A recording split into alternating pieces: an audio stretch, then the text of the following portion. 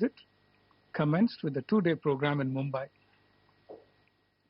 The Mumbai leg was primarily business-oriented and aimed at catalyzing investment flows, deepening financial linkages, and expanding innovation partnerships between the two countries. Prime Minister Carney held extensive interactions with Indian business leaders, CEOs, innovators, educators, and representatives of leading Canadian pension funds. These discussions were essentially focused on bilateral investment flows, strengthening collaboration in clean energy, critical minerals, infrastructure, and advanced manufacturing.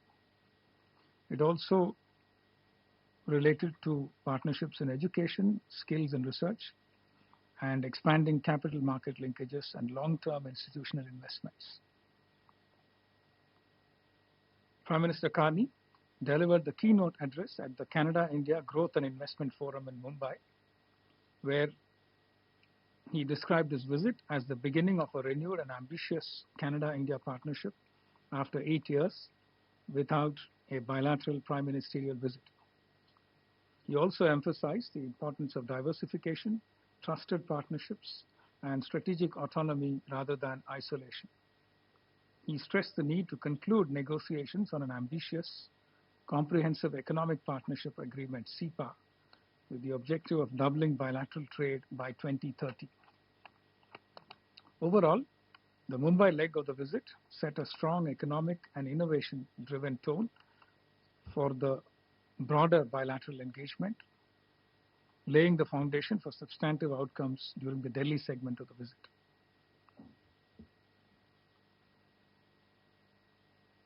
Before I come to the Delhi leg, I just wanted to mention that over the past year, both sides have worked steadily to stabilize and normalize the relationship. This visit has taken that process forward decisively. और अब सीधा रुख करेंगे उपराष्ट्रपति CP Radhakrishnan इस समय पुस्तक का विमोचन कर रहे हैं. Newly conceptualized cover and includes additional archival photographs and illustrations, enhancing both its visual and historical depth. इसके साथ ही इस पुस्तक के हिंदी और तमिल अनुवाद भी तैयार किए गए हैं, जिन्हें आज एक साथ जारी किया जा रहा है ताकि वंदे मातरम के अमर रचनाकार के जीवन और योगदान को देश के विविध भाषाई और सांस्कृतिक समुदायों तक पहुंचाया जा सके. Thank you, sir. Also, I warmly welcome the writers who have come specially from Chennai to participate in this program.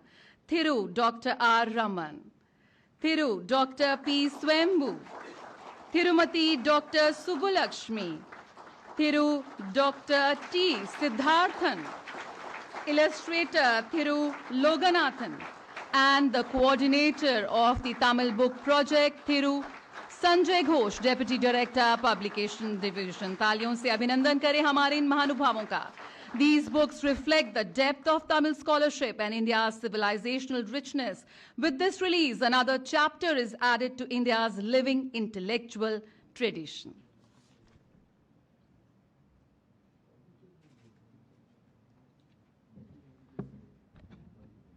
மாண்புமிகு மத்திய இணையமைச்சர் தகவல் ஒளிபரப்பு மற்றும் நாடாளுமன்ற விவகாரத்துறை டாக்டர் எல் முருகன் அவர்களை உரையாற்ற மரியாதையுடன் அழைக்கிறோம்.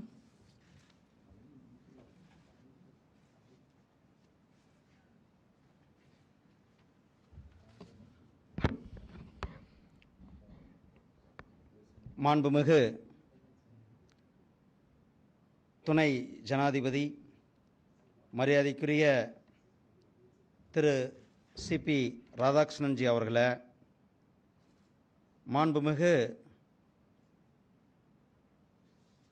மத்திய அமைச்சர் மரியாதைக்குரிய ஸ்ரீ அஸ்வினி வைஷ்ணவ்ஜி அவர்களே, மற்றும் இந்த நிகழ்ச்சியில் பங்கு பெற்றிருக்கின்ற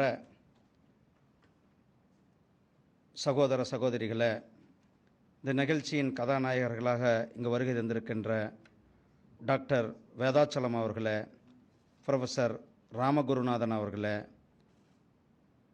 ஆர் பூங்குன்றன் அவர்களே, ப்ரொஃபஸர் கே ராஜன் அவர்களே, doctor Gnanasundaram, doctor R Raman, doctor S Subbulakshmi, doctor G Sasikala, doctor Kuppusamy மற்றும் டாக்டர் வேதாச்சலம், டாக்டர் சுயம்பு உள்ளிட்ட எழுத்தாளர்களுக்கு, மீடியா சகோதரர்களுக்கும் என்னுடைய அன்பு கலந்த மாலை வணக்கங்களை தெரிவித்துக்கொண்டு, இந்த அருமையான சகோதரர்கள் சகோதரிகள் தமிழ் இலக்கியங்களில் தமிழ் மொழியை ஒரு எளிய நடைமொழியில் இன்றைக்கு சாதாரண மக்களையும் சென்று சேர்கின்ற வகையில் இந்த புஸ்தகங்களை எழுதி இன்றைக்கு அர்ப்பணித்திருக்கின்ற மாண்புமிகு நம்முடைய துணை குடியரசுத் தலைவர் மரியாதைக்குரிய திரு சிபி ராதாகிருஷ்ணன்ஜி அவர்களுக்கும், மரியாதைக்குரிய திரு அஸ்வின் வைஷ்ணவ்ஜி அவர்களுக்கும் உங்கள் சார்பாக என்னுடைய மனமார்ந்த வாழ்த்துக்களையும் பாராட்டுக்களையும் தெரிவித்துக் கொள்கின்றேன். ஒரு தமிழ் இலக்கியங்களை அதுவும் துணை ஜனாதிபதி மாளிகையில் வச்சு வெளியிடுவது என்பது நமக்கு எப்படி ஒரு மிகவும் பெருமைக்குரிய விஷயம். இந்த இலக்கியங்களில் தலைவர்கள் பல்வேறு, அது கோயில்களினுடைய வரலாறாகட்டும், அல்லது கட்டடக்கலையாகட்டும், அல்லது மதங்களை ரிலீஜியஸ் தாட் ஆகட்டும், அல்லது நம்மளுடைய ஆன்சியன்ட் வரலாறு, முந்தைய வரலாறாகட்டும், அகழ்வாய்வு, விவசாயம் மற்றும் நம்மளுடைய இசை, நம்மளுடைய கலாச்சாரம், நம்மளுடைய பண்பாடை போற்றுகின்ற விதமான புஸ்தகங்களை நாம் இன்றைக்கு இங்கே வெளியிட்டிருக்கிறோம். இது ராமானுஜாச்சாரியாருடைய சமூக நல்லிணக்கத்தை தொடங்கி இயற்கை வேளாண்மையை ஊக்குவிக்கின்ற தமிழ் இலக்கியங்களை நாம் இன்றைக்கு நம்முடைய எழுத்தாளர்கள் நமக்கு கொண்டு வந்திருக்கிறார்கள்.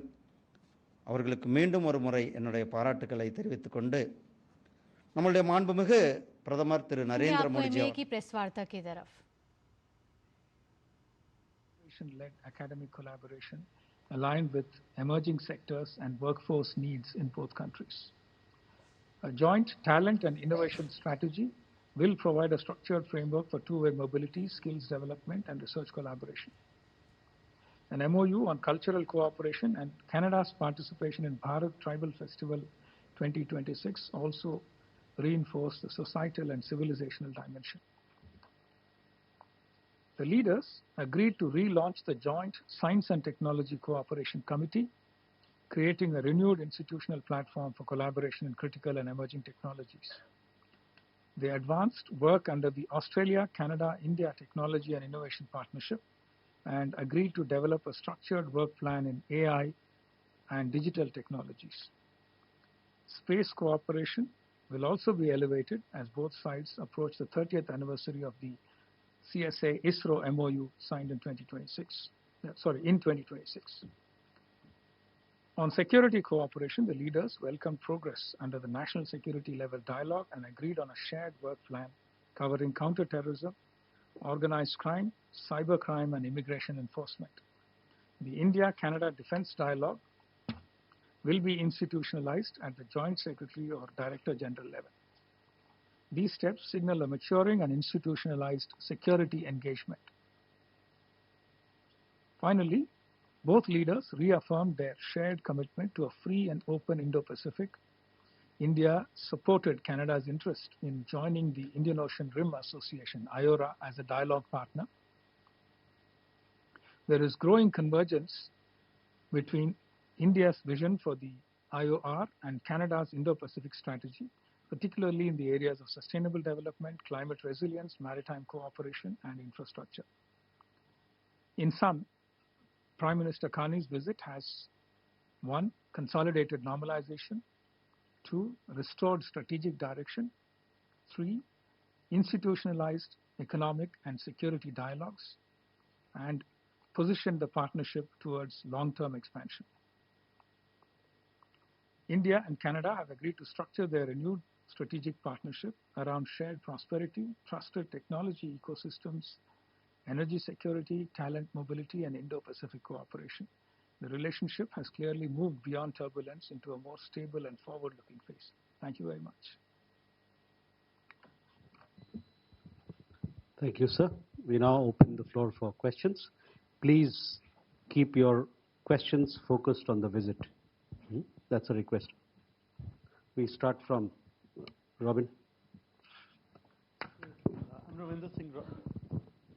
Sir, I'm Ravinder Singh, Robin, freelance journalist. So, my question is regarding: have both countries are moving towards with full diplomatic strength in respective high commissions, and are the staffing level coming up with the earlier understanding?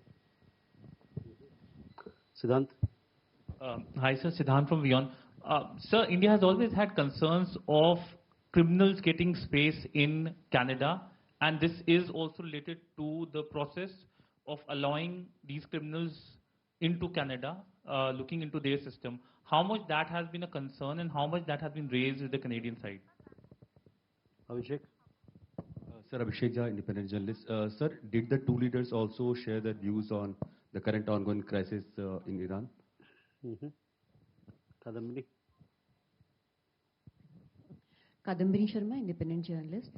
Sir, Bharat कई वर्षों से organised crime में शामिल जो अपराधी हैं, यहाँ से गलत तरीके से, लीगल तरीके से गए हुए हैं, उनकी फहरिस्त देता रहा है। तो क्या इस पर उनके एक्सट्रेडिशन वगैरह पर कोई बात हुई है specifically? Keshav. Sir, good evening. Keshav Padmanabhan from The Print. Yes, sir. My question is with regards to the security component of the dialogue, because the NSA had agreed to set up liaison officers earlier. So is there anything specific discussed with regards to this component of the ties, given how we've now seen new allegations coming out of Indian officials in the Vancouver consulate being behind or linked to the killing of Nigerian Canadian media that came out earlier today in the morning? So was this discussed? So we have a couple of questions, if you can address them. Sure. Thank you very much.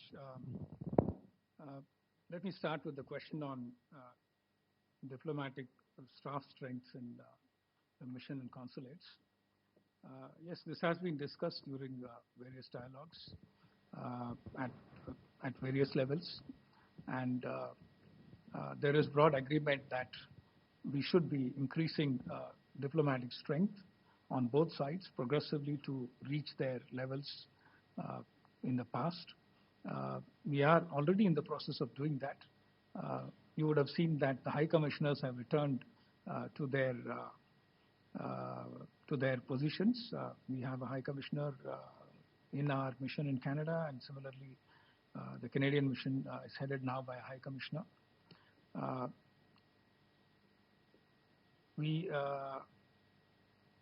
Let me tell you that the numbers are currently at levels better than what we had in 2023, and we continue to take steps to take this to the next level in keeping with the expanded agenda and ambition, and we are taking this on a step-by-step basis. The second one was about criminals getting space in Canada. Let me try and give you some broader context on the current security cooperation between Canada and India.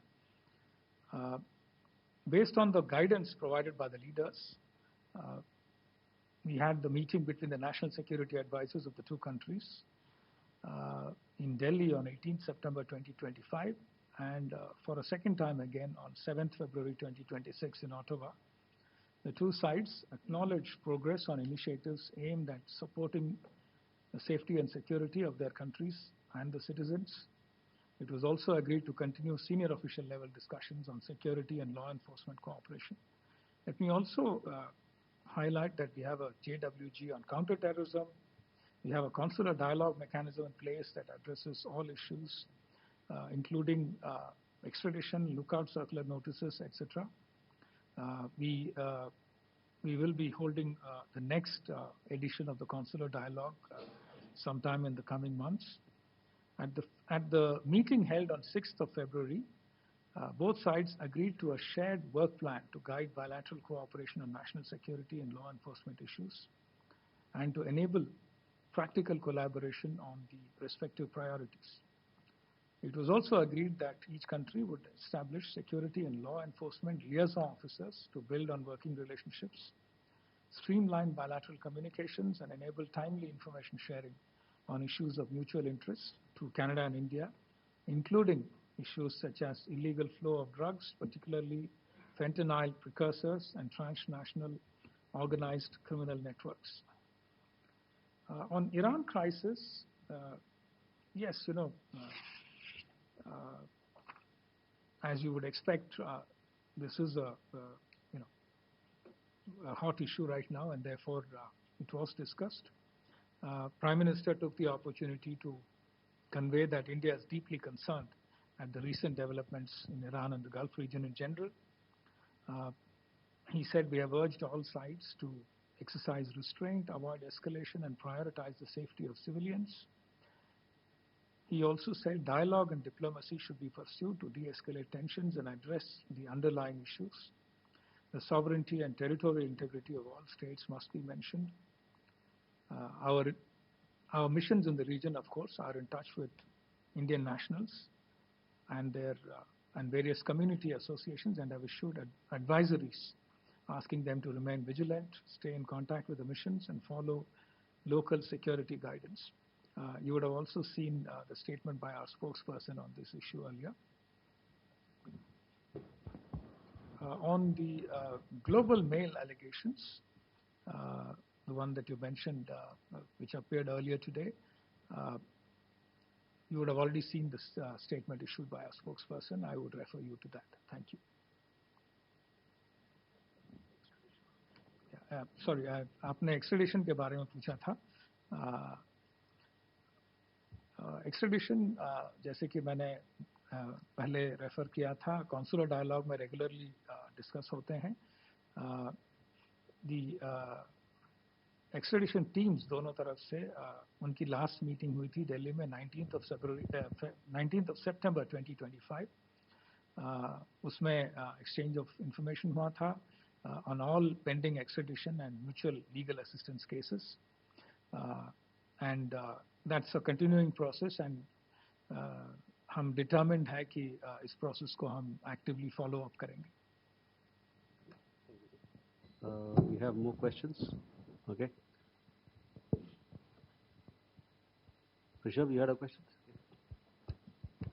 So one clarification on the diplomatic strength. This is Rishabh from Times Now.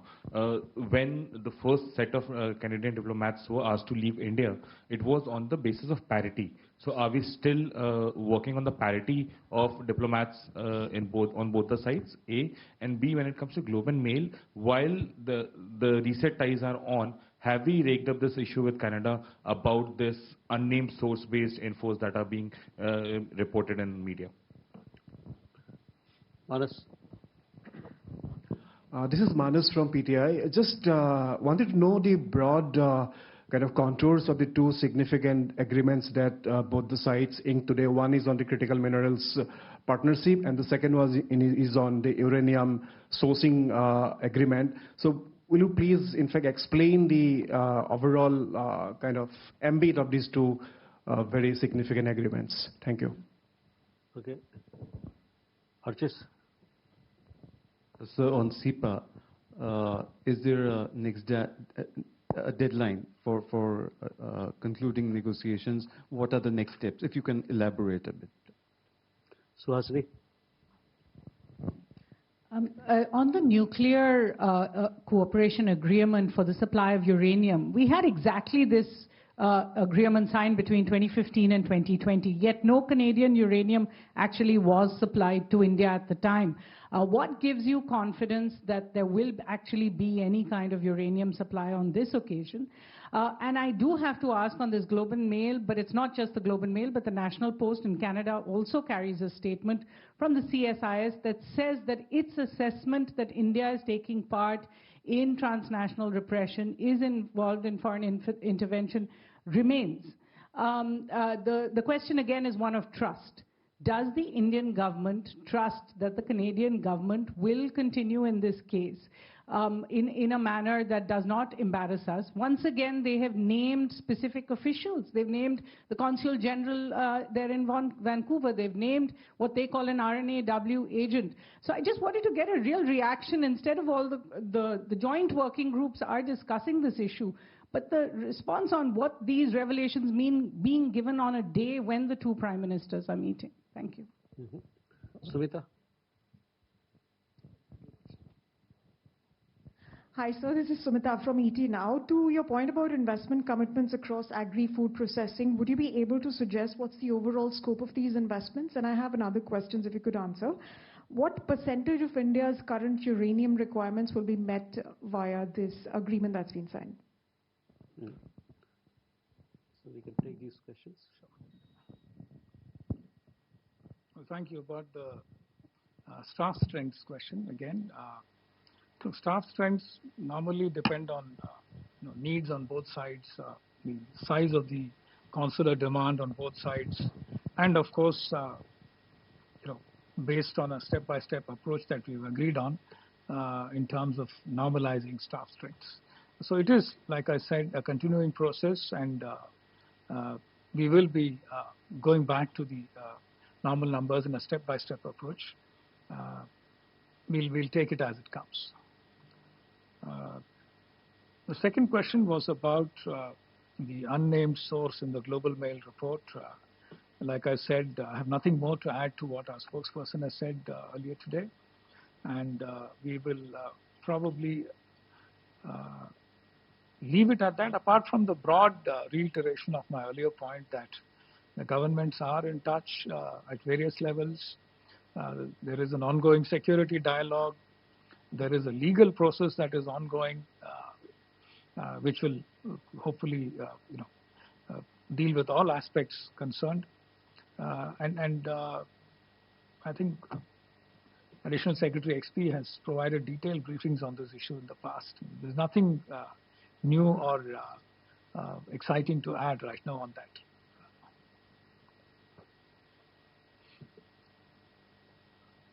Critical minerals, uranium sourcing was something that you'd asked, and of course it was linked to another question on what gives confidence that the nuclear agreement or the fuel sourcing agreement will work this time.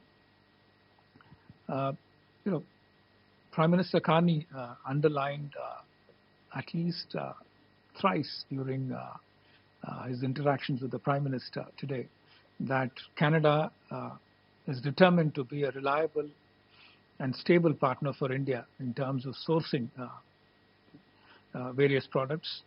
And one of the pillars, like I mentioned, is also clean energy. There is a broad commitment on both sides to try and work together on clean energy. And that, as I mentioned, apart from a few other topics, nuclear fuel supplies, the kind of reactors, small modular reactors and advanced conventional reactors. There is also a commitment to work together on all parts of the reactor value chain. I would try and place all this in the context of the turbulence geopolitically in the world right now. Canada clearly sees value in cooperating in India at this point of time. For their own reasons, it works for us, it works for them. And we clearly are interested in diversifying all kinds of clean energy that we can access. The Prime Minister actually told Prime Minister Carney that we have set a target of 100 gigawatts for nuclear energy for the next few years by 2030. In fact, and Prime Minister Carney said they would be very glad to be partners in that journey together to work with us and ensure that, among other things, nuclear fuel is also available. There was a question about the deadline for CEPA. We've just agreed on the terms of reference, and we will soon get into detailed discussions. The broad deadline is by the end of the year 2026. So that is something that was agreed on. On investments, Canadian pension funds invest very large amounts.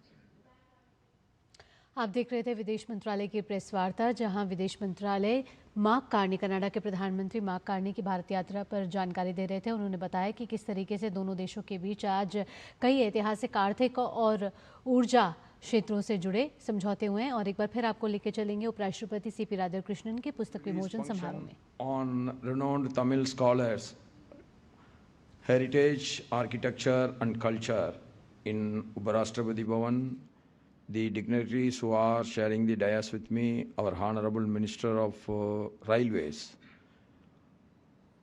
Electronics and Information Technology and Information and Broadcasting, Sriman Ashwini Vaishnavji, Honorable Minister of State for Information and Broadcasting,